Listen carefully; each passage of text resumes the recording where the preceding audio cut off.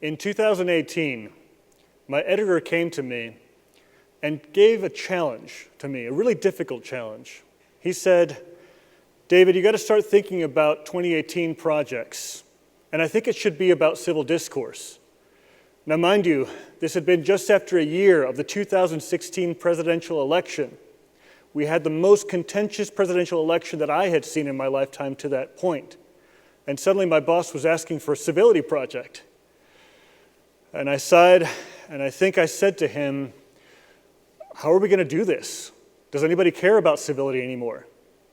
And I think my thinking then was about that polarized environment as I look back at it then and look at it today. Maybe it's because of the vitriolic nature of comments in a story, or maybe it's because of the feuding on Twitter, or the ad hominem attacks that you find on cable news. But I believe there's a space for public disagreement, and we're missing an opportunity if we limit the way that we look at civility to have those exchanges.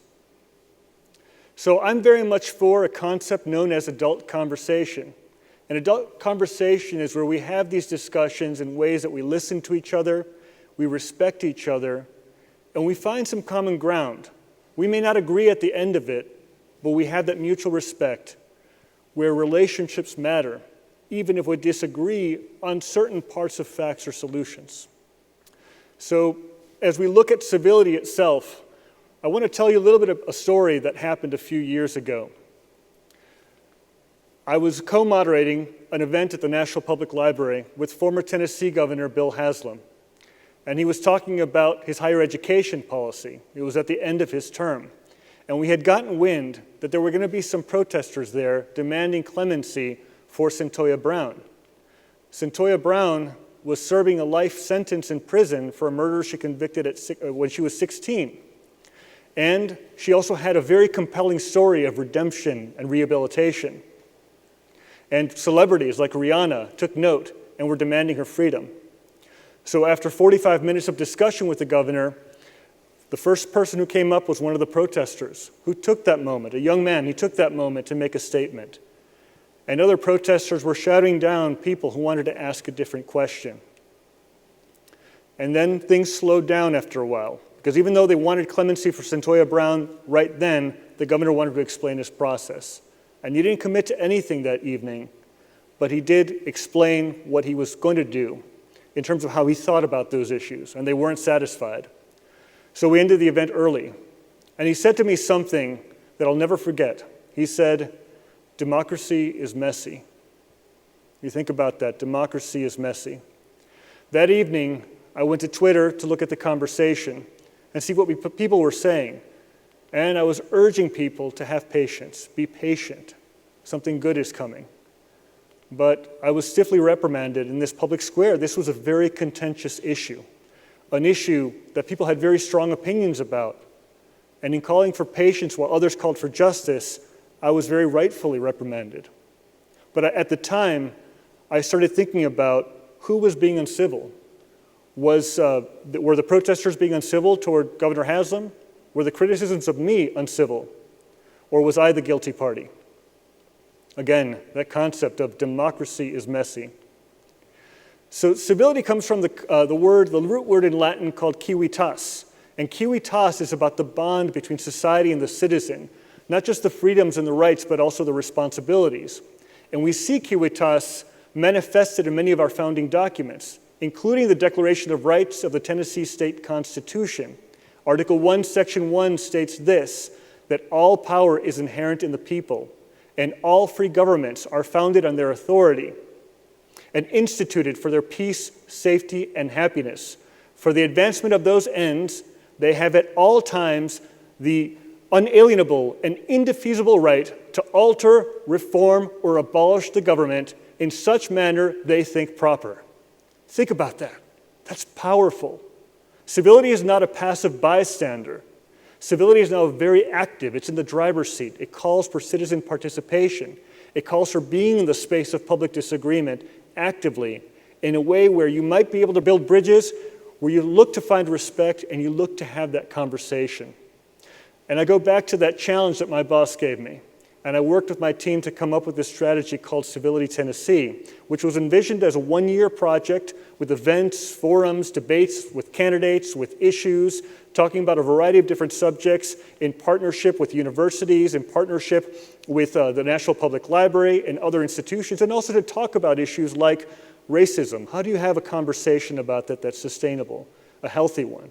To talk about sexual assault, to talk about gun violence, to talk about transportation issues, since we had a referendum on transit just that year. The first place I went to talk about the campaign outside of Nashville was McMinnville, Tennessee. It's about 80 miles east of Nashville, in a rural community, and very different from what I was experiencing at the time. Politically, Nashville is a blue dot in a great red sea. In 2016, Donald Trump won Tennessee 2-1. Hillary Clinton only received a majority of the votes in 3 of the 95 counties. And I went to this local church that the Rotary Club was holding its meeting. We had fried chicken and we had cherry pie. Everybody was very pleasant. And then I gave my speech for about 10 minutes before somebody came and asked me a very fundamental question. Why should we trust you? Why should we trust you? And he asked this question because he was skeptical of journalists, skeptical of polling. He was skeptical of people who were coming in, parachuting in, and telling him what outcomes were going to be and not listening. But to his credit and to my benefit, he let me answer the question without insult or interruption, and without attack. And I was able to talk about the aspirations of Civility, Tennessee, and talk about how we were planning to talk to a lot of people, have conversations, both small and large, to discuss the issues and to have good, healthy, solid debate. I was so moved by those words that I have a picture with those words, "Why should we trust you?" at my desk. As we think about public disagreement, it's really important that we think about our role in advancing those public debates and also ensuring that the government executes its mission to provide peace, safety, and happiness to all citizens. We were also building upon a legacy of conversations that we had had before this project, conversations with young American Muslims and gun owners, conversations with veterans on issues like kneeling during the national anthem and seeing diversity in their responses. I even organized a conversation between a black conservative politician and a liberal white gay activist at a Cracker Barrel in South Nashville after seeing a social media post envisioning what such a meeting would look like. And it's important to keep the context of civility in that public conversation because it is about active conversation. It is about that kiwitas, as we discussed. And one of the very difficult things right now in our environment is that social media can be very vitriolic. And during this pandemic, many of us are using technology almost exclusively. But we've had an advantage, though. We have this closed Facebook group for Civility, Tennessee, which has become a laboratory for discussion. And all we do is we ask people who want to join, we have 300 members so far and growing, 3 questions. Do you want to join a group that pledges to be a place for respectful dialogue on difficult issues? Are you committed to modeling this civil behavior? And will you encourage others also to act in a civil manner? We even take on philosophical questions aside from the serious issues such as COVID-19 data releases and transportation. We had one question about the nature of offense. Who should be offended, the person who offends or the person who was offended?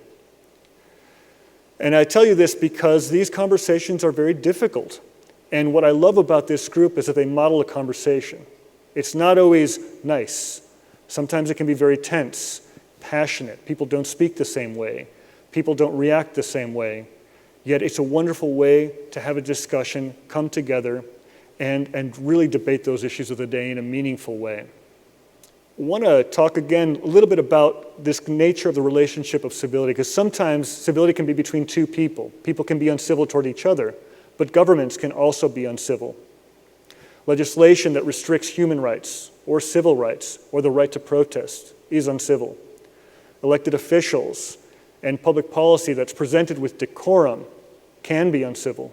And in the same vein, protest in itself is a form of civility. And some of the things we consider as we look to protest or advance an idea, are we doing things in a way that are effective?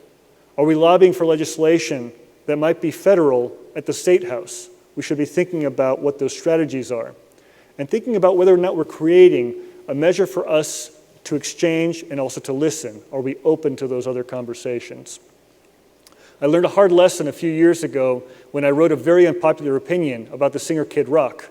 He was set to be the Grand Marshal of the National Christmas Parade, but shortly before, he went on national television to call one of the co-hosts of The View the B word. And I wrote a column saying he does not deserve this honor of being the Grand Marshal, thinking it was a rather uncontroversial opinion, and boy, was I wrong. People were angry, they were livid, the internet exploded, as they say. And I was skewered online, and some people called me the language police, and that was one of the kinder reactions. But it didn't change my mind, and I dug in deeper. But I contrast that to the situation with the protesters at the Nashville Public Library during the event with Governor Haslam. They were demanding justice, though I was talking about patience, and I was the one who was in the wrong, because I fell into the trap that Dr. Martin Luther King Jr. identified decades ago, where the call for patience is another form of oppression. And when I decided to take a moment to listen, I decided to write a new piece calling for immediate clemency for Cyntoia Brown, because it was the right thing to do, because the protesters were right. And a month later, Governor Haslam used his powers to free her, or to grant her mercy, and she was freed a few months later. And I'm not saying this because I influenced the governor in any way. I say this to denote the power of civility, even when it's presented in protest. And today, Ms. Brown is advocating for other people with her amazing stories, a former human trafficking victim who is now speaking out for criminal justice reform and social justice. So as we look at civility, and we look at the debates that are around us, I know that we're in a very polarized environment. We are living in a pandemic, economic downturn, presidential election, a call for racial reckoning and social justice. And social media world has just gone crazy. It's hard. But there are certain tips I want to share with you, having been in this space for a long time, that are helpful for me to stay healthy and still keep engaged. And the first one is, I don't engage in Twitter feuds anymore. Yes, I'm responsive. I believe it's important to address information and criticism, but the tit for tat back and forth just isn't helpful. And in place of that time that I spent feuding, I'm doing self-care activities, like learning how to play the guitar, like becoming a good cook, and also reading a lot more for pleasure. Number two, it's important not to respond with haste. It's very easy to get worked up when you see a text or tweet that angers you. But we can't often see tone when we look at that. And research has shown, and has been replicated again and again through science and psychological magazines, that people, when they're commenting on social media and someone is not with them in person, they tend to have a lack of inhibitions. And that might make them snarky or downright mean. So there's that to consider. Finally, disengage. You don't have to deal with trolls. You don't have to deal with bullies. People have the option to block, unfollow, mute. I personally have not unfriended or blocked anyone in the last several years. I have used the mute button a few times, 3 times in fact, over the last 3 years because of a pattern of harassment.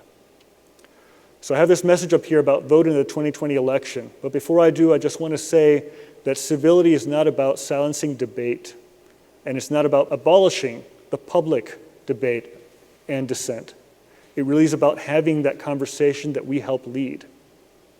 And when we think about civility in the context of exchange and a healthy democracy, we've got to envision a better future, a better society. And the society that I envision is one where we are informed and discerning citizens, where we reject misinformation and disinformation, where we think about having exchanges that are honest and respectful, where we seek to debate and not debase each other. It's one where we're active participants in democracy, which means go vote. And if you're not registered to vote, go register. And if you need a mail-in ballot and are eligible, go request one and send it as soon as possible. And if you're going to go vote in person, make your plan to vote early or on election day. Have your mask, abide by social distancing. Thank your poll worker. Vote only once, but make sure to go vote. This is your voice. And creating the society takes a lot of diligence. It takes a lot of effort. It takes a lot of work. And yes, it takes time. It takes heart. And it takes courage. Thank you very much.